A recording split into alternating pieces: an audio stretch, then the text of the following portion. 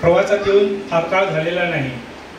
मला या LIC मध्ये येऊन साधारणतः 4 ते 5 वर्ष झाले. मी प्रथमतः जहांगीर सर यांच्यासोबत काम करत होतो. असंच एक दिवस मी घरी बसलेलो असताना जहांगीर सर मोबाईल व्हॅन जी असते ना आपली, ते घेऊन गावात आले होते आणि त्यांनी असंच बोलता बोलता मला सांगितलं, म्हणजे माझ्या गावातील लोकांना सांगितलं की असा कोणीतरी एखादा व्यक्ती या गावातून आहे का की जे अशा पद्धतीचं काम करू शकेल. खरं म्हणजे LIC मध्ये काम करत असताना आपलं जे एक व्यक्तिमत्व असते ते फार महत्त्वाचं असते. म्हणजे लोकांनी आपल्यावर विश्वास ठेवला पाहिजे, ही प्रथम बाब असते. कारण की ग्रामीण क्षेत्र जे असते त्याच्यामध्ये खऱ्या अर्थाने LIC काय आहे, पॉलिसी काय आहे, आपण कुठे पैसे भरत आहोत, वर या पैशाचे काय होते, या सर्व बाबी ग्रामीण क्षेत्रातील लोकांना माहीत नसते. त्याच्यामुळे आपलं व्यक्तिमत्व हे त्यावेळेस प्रथम स्थानी असते. आणि त्याच्या माध्यमातून माझे एक मित्र आहे, त्यांनी त्या जहांगीर सरांना अशी माहिती दिली की असा एक व्यक्ती आमच्या गावात आहे की खरोखर त्याच्यावर गावातील लोकांचा पैशाच्या बाबतीत विश्वास आहे. आणि जहांगीर सर एकदम माझ्या घरी आले, त्यांनी मला या सर्व गोष्टी समजावून सांगितल्या. प्रथमतः मी त्यांना हे विचारलं की असं कुठलं टार्गेट आहे का बा, कारण की टार्गेटवर काम करणं मला जमत नव्हतं.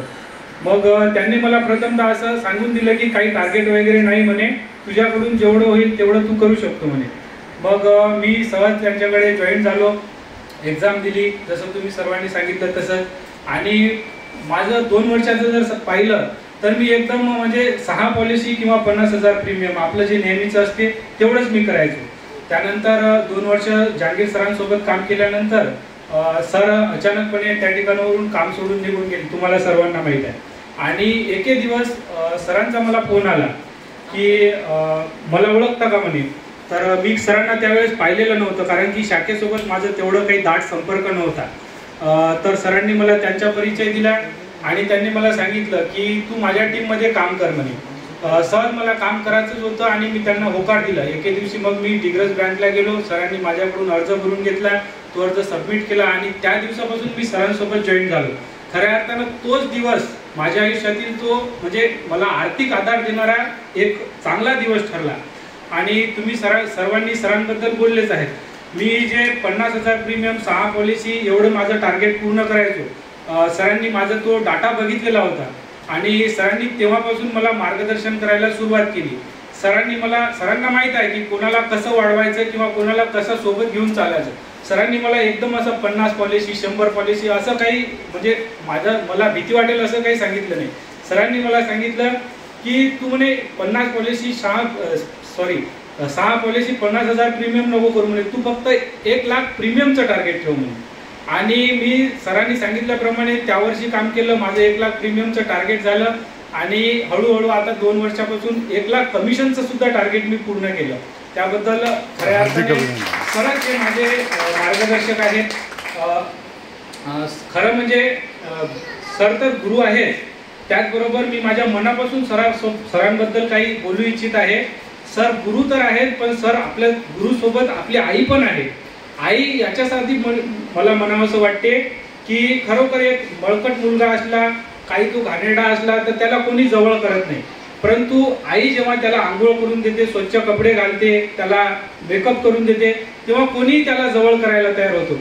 अशी परिस्थिती तुम्ही आता सर्वांना माहीतच असेल. तुम्ही सरांसोबत जॉईन व्हायच्या अगोदरचे आपले दिवस आठवा आणि हळूहळू सरांनी आपल्या व्यक्तिमत्वात जो इम्प्रूव्हमेंट करून दिला, म्हणजे आपल्याला बोलण्याची कला, आपल्याला लोकांना कसं कन्व्हिन्स करायचं, फॉर्म कसे करून घ्यायचे, पॉलिसी कशी करून घ्यायची, ह्या सर्व गोष्टी जे सरांनी शिकवून दिल्या ते खऱ्या अर्थानं आपल्या व्यक्तिमत्वावर सरांनी केलेलं काम आहे असं मला वाटते. म्हणून मी सरांना माझ्या आईचं सुद्धा स्थान देतो.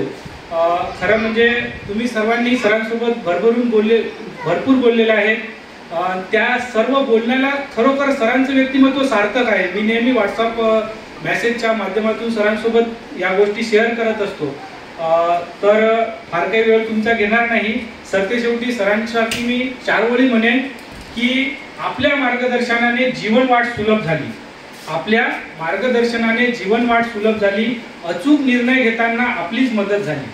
आपल्या मार्गदर्शनाने जीवनवाट सुलभ झाली. अचूक निर्णय घेताना आपलीच मदत झाली. केले मार्गदर्शन मोलाचे, जे राहील सदैव आमच्या स्मरणात. केलेत मार्गदर्शन मोलाचे जे राहील सदैव आमच्या स्मरणात, करत राहा मार्गदर्शन अजन्म, हीच विनंती आपल्या पावन चरणात, हीच विनंती आपल्या पावन चरणात. एवढं बोलून मी या ठिकाणी थांबतो. आपण सर्वांनी मला या ठिकाणी बोलण्याची संधी दिली. खऱ्या अर्थाने आपले इंगुले साहेब, इंगुले मॅडम यांनी एकदम असं घरोबासारखं हा कार्यक्रम या ठिकाणी आयोजित केला आणि मला या ठिकाणी बोलण्याची संधी दिली. त्याबद्दल मी त्यांचं आभार व्यक्त करतो. आपण सर्वांनी माझे 2 शब्द शांततेने ऐकून घेतले त्याबद्दल आपले सुद्धा मी आभार व्यक्त करतो. आणि सर, काकडे भाऊ असेल, आपले मोरे भाऊ असेल, किशोर भाऊ असेल, हे तर आपल्या बागेतले खऱ्या अर्थाने वटवृक्ष आहेत. पण आपण ज्या अर्थाने आम्हाला खतपाणी देत आहात, आमचं संरक्षण करत आहात, ज्याप्रमाणे आमची देखभाल करत आहात, तर मी नक्कीच या ठिकाणी तुम्हाला शाश्वती देतो की एक दिवस आम्ही निश्चितच तुम्हाला डिव्हिजन स्तरावर नंबर 1चा DO म्हणून निश्चितच तुमची निवड करण्यात. एवढं बोलून मी या ठिकाणी थांबतो. धन्यवाद.